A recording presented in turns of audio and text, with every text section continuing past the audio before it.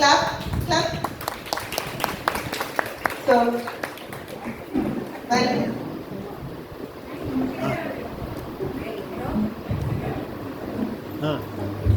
So, ஒரு small introduction, ஒரு ரெண்டே லைன் நம்ம ராதாவை பற்றி. வெரி வெரி பிளசன்ட் பர்சன், எல்லாரோடையும் ரொம்ப ஃப்ரெண்ட்லியா, அழகா, ரொம்ப சந்தோஷமா அவங்களும் இந்த நானா நானில வலம் வந்துட்டு இருக்காங்க. மிஸ்டர் கணேசன் அவரையும் சொல்லணும், ரொம்ப ரொம்ப ஜாலி பர்சன். அவங்க கூட இருக்கும்போதுல நல்லா சந்தோஷமா சிரிச்சு ஜோக் பண்ணி எல்லாம் ரொம்ப ஃப்ரீயா பழகுறாங்க ரெண்டு பேருமே. அதனால we all love them both. And இப்போ ரீசெண்டாக they have celebrated their 50 years of wedding anniversary and we congratulate them for that. And Radha வந்து ஒரு ஸ்மால் ஒர்க்கிங் உமன், பட் நல்ல ஒரு போஸ்ட்ல இருந்து she has retired from income tax department. அதை பற்றிலாம் இன்னொரு நாள் நிறைய கேட்கணும்னு தோணுச்சு, ஆனால் டைம் இருக்காது இன்னைக்கு பேசுறதுக்கு. ஸோ இன்னொரு நாள் அவங்களை நல்லா கூப்பிட்டு we'll talk about all her work life and everything. And thank you for giving this opportunity to introduce Radha to you.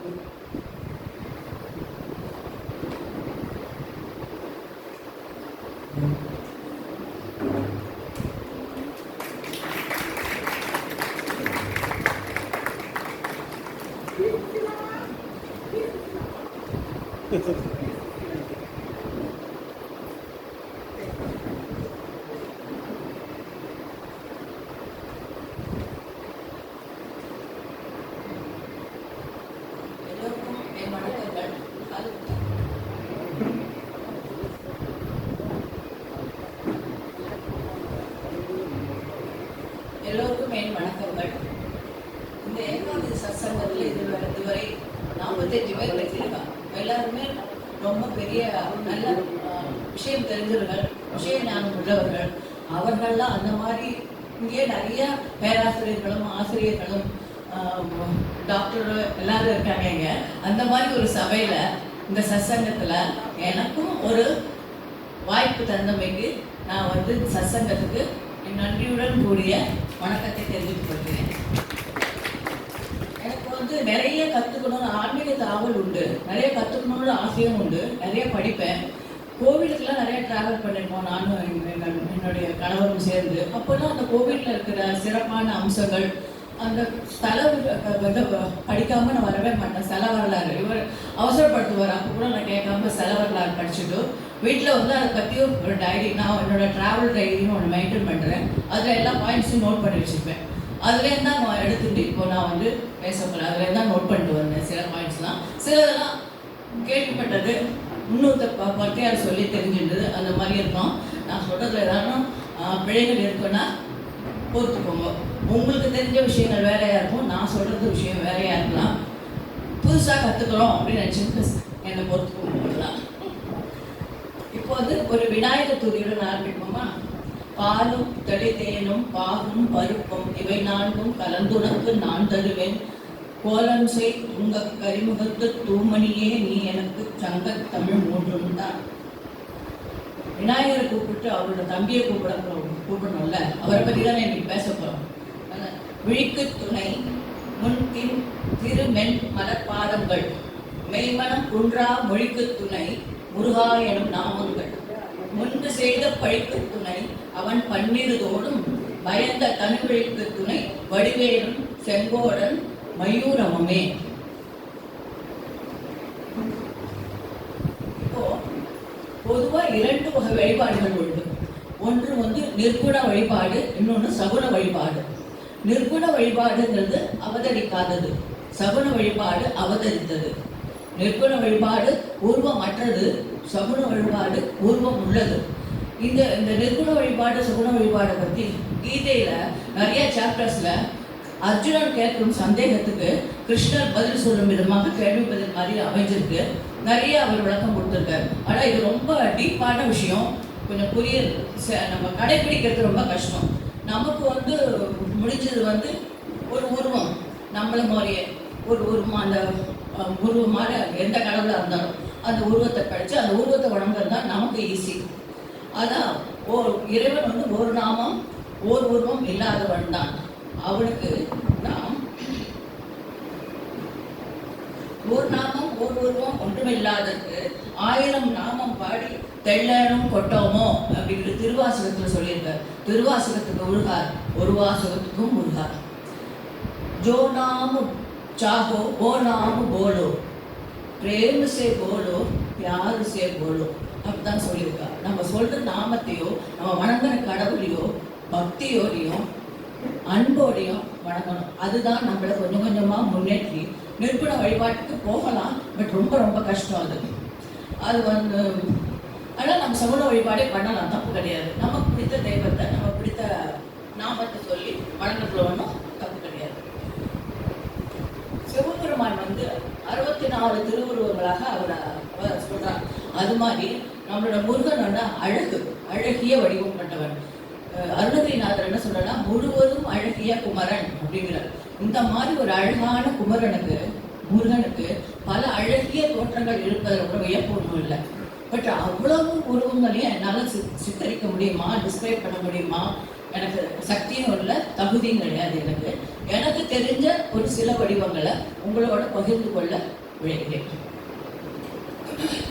அதற்கு முன்னால முருகனையே நம்ம தமிழ் கடவுள் வரும். தமிழ் மொழிக்கும் முருகனுக்கும் ஒரு ஒற்றுமை உண்டு. என்னன்னா, தமிழ் மொழியில முருகனுக்கு வந்து முகங்கள் 6. தமிழ்ல வந்து மெல்லினம் 6, வல்லினம் 6, இடையினம் 6. அது மாதிரி உயிர் எழுத்துக்கள் 12. முருகனுக்கு 12 தோள்கள். அது மாதிரி அதுக்கப்புறம் முருகன் கையில இருக்கிற வேல் ஆயுதம் போல வேற எந்த கடவுள் கையிலையும் கிடையாது. அது போல தமிழ் மொழியில இருக்கிற அந்த ஆயுத எழுத்து போல வேற எந்த மொழியிலையும் கிடையாது. ஸோ இதனால தான் நம்ம வந்து தமிழ் மொழியோட தமிழ் கடவுள் முருகனை நம்ம கொண்டாடுவோம். கிருபானந்த நான் சொல்லலை, கிருபானந்த வரையாரே சொல்லியிருக்காரு. அடுத்த நம்மளோட பார்க்கலாமா? ஞான சக்திதரன் அப்படின்னு ஒரு வடிவம் இருக்கு. அந்த ஞானம் என்றால் சக்தி தான். சக்தி என்றால் வேல். ஸோ ஞானமாகிய வேலை தன்னோட வலது கையில் ஏந்தி இடது கையை இடுப்புல வைத்திருப்பாராம் அந்த உருவம். அவருக்கு வந்து திருத்தணி முருகன் வந்து இந்த உருவத்துல இருக்காரு. இவரை வழிபட்டால் மங்களகரமான வாழ்வு அமையும் அப்படிங்கிறார். அவர் கந்தசாமி. இது ரொம்ப காமன் நேம், உங்களுக்கு தெரியும். கந்தசாமினால கந்தன் என்றால் திரண்டவன், கந்து என்றால் நடுத்தறி அல்லது தண்டாயுதம் அப்படின்னு பேர். தண்டாயுதம் மேந்திட்டு யார் இருப்பா, அவர் யாரை குறிக்கிறது, சிற்ப நூல்கள் யாரை குறிக்கிறதுனா பழனி ஆண்டவர். பழனி ஆண்டவர் உருவம் எப்படி இருக்கும்? கரத்தில் தண்டாயுதம் ஏந்தி இடக்கையை இடுப்பில் ஊன்றி துறவு கோலத்தில் மொட்டை தலையுடன் உத்ராட்ச மணிமகுடம் தாங்கி துறவு கோலத்தில் கோவணம் அணிந்த நிலையில் நின்ற கோலத்தில் இருக்கிறான். இந்த நிலைக்கு தான் கந்தசாமி என்று பெயர் என்று வரலாறுகள் இருக்கின்றன. இந்த கந்தங்கிற பேர்ல நிறைய நூல்கள்லாம் இருக்கு. கந்த புராணம், கந்த அனுமதி, கந்த அலங்காரம், கந்த ரந்தாதி, கந்த சஷ்டி கவசம் அப்படின்னு நிறைய நூல்கள்லாம் இருக்கு. அப்புறம் தேவசேனாபதி. தேவசேனாபதினா தெய்வயானியை மணந்தவர், கணவன், அவருடைய கணவன் என்று பொருள். அவர் வந்து அந்த உருவம் எப்படி இருக்குன்னா 6 திருமுகங்களுடன் 12 திருக்கைகளுடன் தெய்வயானியுடன் இருக்கும் நிலை. தேவயானியை முருகன் வலக்கை தழுவி கொண்டிருக்க மற்றொரு கை அபயம் அளிக்கும் நிலையில் இருக்கும். மற்ற 10 கைகளிலும் கேடயம், சூலம், வஜ்ரம், வேல், வாள், வில், தண்டு, குள்ளம், அம்பு ஆகிய படைக்கலங்களை தாங்கி இருக்குமா. ஈரோடு சென்னிமலை முருகன் வந்து இந்த வடிவத்துல தான் இருக்காரு. பக்கத்துல தான் ஈரோடு. சென்னிமலை போய் முதல்ல பார்த்துக்கலாம். அடுத்ததாக சுப்பிரமணியன். சுப்பிரமணியனும் நம்ம இது நிறைய பேருக்கு சுப்பிரமணியன் பேர் உண்டு. சுப்பிரமணியன்னாலே இவர் வந்து எப்படி இருப்பாரு, முருகன் தன்னோட இடது கையை இடுப்புல வச்சிருப்பாராம். வலது கையை அபயம் அளிக்கும் நிலையில வச்சிருப்பாரு. அடிவர்களுக்கு அருள் பொழியும், அவர் கண்ணை வந்து கருணை பொழியும் நிலைமையில இருக்குமா. அதுதான் வந்து சுப்பிரமணியன். இந்நிலைக்கு இன்பத்தையே இயல்பாக உடைய சிவ பரம்பொருளில் கிடைத்தவன் அப்படின்னு அர்த்தம். என்னன்னா சு பிளஸ் பிரம்ம பிளஸ் ஞான், சுப்பிரமணியன். இது யார் சொல்றனா, பாம்பன் சுவாமி. தன்னை வழிபடும் பக்தர்களுக்கு அவர்களின் வினைகளை களைந்து ஆனந்தத்தை அளிப்பவன் என்று பொருள். அவன் தான் சுப்பிரமணியன். இந்த இது எங்க இருக்கு? நாகை மாவட்டத்தில் உள்ள திருவிடை கழையில் வந்து சுப்பிரமணியன் இருக்கு. வேற நிறைய கோவிலே இருக்கு. நான் ஒரு உதாரணத்துக்கு சொல்றேன். அப்புறம் சரவண பவன், இது உங்களுக்கு இது ஒரு காரண பயணம் உண்டு. இது சரவண பவன்னா என்னன்னு ரொம்ப எல்லாருக்கும் தெரிஞ்சிருக்கும். சூரபத்மனால் சூரபத்மனால் தேவர்கள் தாங்கள் படும் அவஸ்தைகளை அவங்க கொடுமைப்படுத்துறான். உடனே அவன் வந்து என்ன பண்ற, சிவபெருமானுக்கு முறையிடுறான். சிவபெருமான் என்ன பண்றார், தன்னோட நெற்றிக்கண்ணை திறந்து 6 தீப்பொறிகளை வெளியிடுகிறார். அந்த 6 தீப்பொறிகளும் சரவண பொய்கையில் போய் 6 தாமரை மலர்களாக மலர்ந்து அது 6 குழந்தைகளாக தவிர்க்கின்றன. இதை வந்து கந்த புராணம் கொடுக்கிறது. கந்த புராணம் வரலாறு இதுதான். சரவண பவன் பற்றி. சரவணம் என்றால் நாணன். இதில் தோன்றியதால் சரவண பவன் என்ற பெயர். சுவாமி மரபுகளை வந்து தியானிக்கணும்னா ஓம் சரவண பவ அப்படின்னு சொல்லி தியானிக்கணும் அப்படின்னு சொல்லியிருக்காங்க. இது வந்து உருவம் வந்து திருப்பூர் கோவில்ல அந்த உருவத்தில் தான் இருக்காரு. அப்புறம் கார்த்திகேயன் சரவண பொய்கையில் தவழ்ந்த 6 குழந்தைகளையும் இந்த கார்த்திகை பெண்கள் என்ன பண்றாங்க, 6 பொய்களையும் எடுத்து தங்களோட முளைப்பால் கூட்டி வளர்க்கிறாங்க. அதனால அவர் கார்த்திகேயன் ஆனார். இத்திருவுக்கு வந்து 6 திருமுகங்களும் 6 கைகளும் இருக்குமா. வடப்பக்க 3 கைகளில் வேல் வாழ் ஏந்தி அஞ்சல் அளிக்கும் நிலையும், இடப்பக்க 3 கைகளில் புலியம் கேடயம் ஏந்தி வரம் அளிக்கும் நிலையும் இருக்கு. கும்பகோணத்துல வந்து கும்பேஸ்வரர் கோவில் இருக்கு. தாராசுரத்தில் வந்து ஐராவதீஸ்வரர் ஆலயம் இருக்கு. ரொம்ப நல்லா இருக்கும். தாராசுரம் கோவில் எல்லாருமே ஒரு பார்க்க வேண்டிய கோவில். அங்கே வந்து அந்த சிற்பங்கள்லாம் பார்த்தா அந்த ரொம்ப நிறைய இருக்குங்க. ரொம்ப ரசிச்சு பார்க்கலாம். நல்ல வாழ்நாள் ஒரு நாளாகவும் போக வேண்டிய கோவில் அதெல்லாம். குமரன் நெற்றிக்கண்ணால் மாறனை அறிந்தார் சிவபெருமான். அதே நெற்றிக்கண்ணை திறந்து குமாரனையும் நமக்கு அளித்தார். குமாரனை அளித்தார். மாறனை அளித்தது வந்து நிகிரகம், ஆனால் குமாரனை அளித்தது அனுகிரகம் இல்லையா? குமாரன் பூனா குஞ்சிதம் அருவருப்பு, மாறன்னா மறிக்கு செய்தவன். ஸோ குமாரன் அப்படின்னால குமரன் ஆயிருக்கு.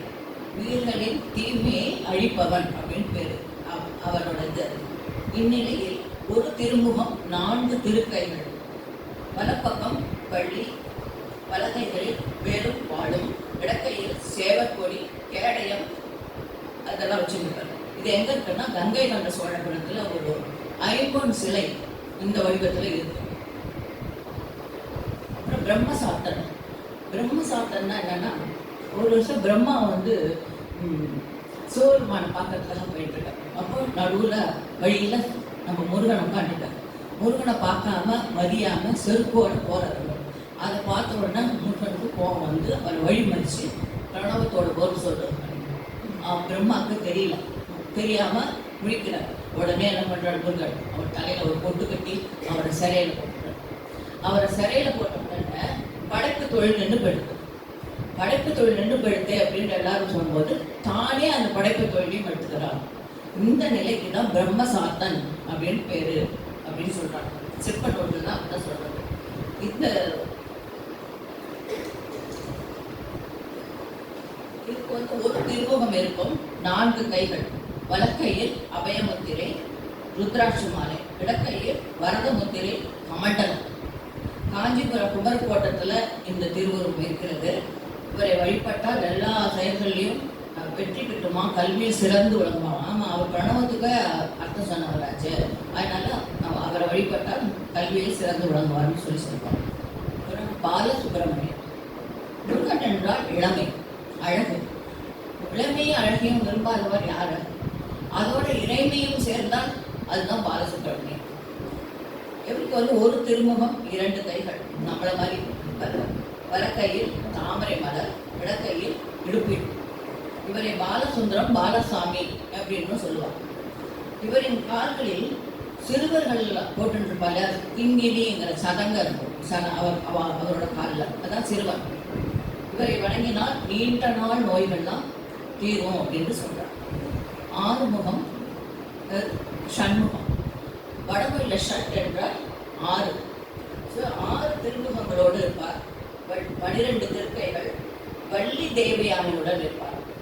வலது கை வேல், அம்பு, பாசம், வாழ், திகிரி, அபயம் அபயமும் இருக்கு. இடது கையில் வந்து குலிசம், அதே திருப்பி அதே ஆயுதங்கள் தான் வேற வேற மாதிரி இருக்குன்றதான். குலிசம், கடை, கேடயம், சேவல், அங்குசம், வரதம் இருக்கு. வரதம்னா வரம் கொடுக்குற நிலைமை. இவரை வழிபட சிவசக்தி, ஏன்னா வள்ளி தேவியானோட இருக்காங்க, அதனால சிவசக்தியை வழிபட்ட பலன் கிடைக்கும். திருச்செந்தூர்ல உள்ள ஆறுமுகம்னு ஒரு இது இருக்கு. அந்த திருக்கோலம் வந்து ரொம்ப விசேஷமானதான் திருச்செந்தூர். அப்புறம் அடுத்ததாக வள்ளி மணாளரே உள்ளாடு என்னன்னு புரிஞ்சிருக்கும். சதுர்புஜவுடன் வள்ளியுடன் அமர்ந்த நிலை அப்படி இருப்பாராம். அங்க என்ன கீழே ஆட்டு பாட்டுப்பா பிரம்மா என்ன பண்ணிட்டு இருப்பாரு, அவர் கல்யாணம் நடத்துறதுக்காக அந்த கல்யாண சடங்கெல்லாம் பார்த்துட்டு இருப்பாரு. விஷ்ணு என்ன பண்ணிட்டு இருக்காரு, கையில வந்து தீர்த்த பாத்திரத்தோட தாரவாத்து கொடுக்கறதுக்கு ரெடியா இருப்பார். சிவனும் பார்வதியும் அவருக்கு ஆசை கூறிட்டு இருப்பா. தேவர்கள் இதை பார்த்து ரசிச்சுட்டு இருப்பான். இந்த மாதிரி கடவுள்களோட திருமண கோலத்தையே நம்ம கண்டு பார்த்தாக்க திருமண தடைகள்லாம் நீங்கும், நல்ல ரொம்ப நல்லது அப்படின்னு சொல்லிட்டு சொல்லுவாங்க. தட் இஸ் அடுத்த என்ன பண்ணலாம், ஒரு முருகன்கிட்ட ரொம்ப ஆழ்ந்த பக்தி கொண்ட ஒரு சிற்பி. அந்த சிற்பி செதுக்கின 3 ஒரே மாதிரியான சிலைகள், வேற சொல்றேன்னு தெரியுதா? அந்த 3 ஒரே மாதிரி சிலைகளை வந்து அவர் தன்னோட பக்தியினால அவ்வளோ கஷ்டத்துல எப்படி செதுக்கினார், என்னென்ன கோவில் அதெல்லாம் அப்படின்னா, அதெல்லாம் சிக்கல், 8 குடி, எண்கள் எல்லாமே இந்த நாகை மாவட்டம் திருவாரூர் பக்கத்துல தான் இருக்கு. அதெல்லாமும் இந்த 6 படை வீடுக்கு இணையான வீடு கோவில்கள் தான், ரொம்ப பிரசித்தப்பட்டது தென்னிந்தியாவில். என்ன பண்ண அந்த சிற்பி, அது பேருக்கு சில்பா சிற்பின்னு பேர். கொத்தேரிங்கிற ஒரு கிராமத்தில் இருக்கு. அந்த ராஜா வந்து கூப்பிட்டு, சோழ ராஜா, அவன் பேர் முத்தரசன், அவன் கூப்பிட்டு கோவில் கட்டணும், ஒரு முருகர் சிலை பண்ணு அப்படிங்கிற. உடனே அவர் வந்து ஒரு முருகர் சிலை பண்றார். அந்த முருகர் வந்து மயில் மேலே உட்காந்துருக்க மாதிரி அழகு, அவ்வளோ. அவர் பேரே சிக்கல் சிங்கார வேலர் தான், அவ்வளோ அழகா இருப்பார். அவர் வடிச்ச உடனே அவர் என்ன அந்த விசேஷம்னா திருவாச்சியோட இருக்கும். அப்போ அந்த என்டையர் பேலன்ஸஸ் அந்த மயிலோட காலில் மட்டும்தான், கால் மட்டும்தான் கீழே இருக்கும். முருகனோட இது, அப்புறம் அந்த இது எல்லாமே அந்த முருகன் மேலே, அந்த மயில் மேலே இருக்கும். ஸோ அது வந்து சிறப்பு அப்படின்னு. அதை பார்த்த உடனே ராதாவுக்கு ரொம்ப சந்தோஷம் தாங்கலை. ஆஹா, எவ்வளோ ஒரு அழகாக ஒரு சிலையை வடிச்சுட்டாருன்னு அந்த சிலையை பிரதிஷ்டை பண்ணி கும்பாபிஷேகம் பண்ணி எல்லாம் பண்ணுறாரு அந்த கோவில், அந்த ஊரில் கோவில். அப்புறம் என்ன சிற்பியை கூப்பிட்டு, நீ இந்த மாதிரி ஒரு அழகான சிலையை இன்னும் எங்கேயுமே வடிக்கக்கூடாது. அப்போ அந்த காலத்துல ராஜாக்கெல்லாம் அப்படிதான் இருந்தாங்க. உடனே ஒரு பனிஷ்மெண்ட் என்ன பண்ணாங்க, நம்ம ஒரு சிற்பிக்கு எது ரொம்ப முக்கியமானது,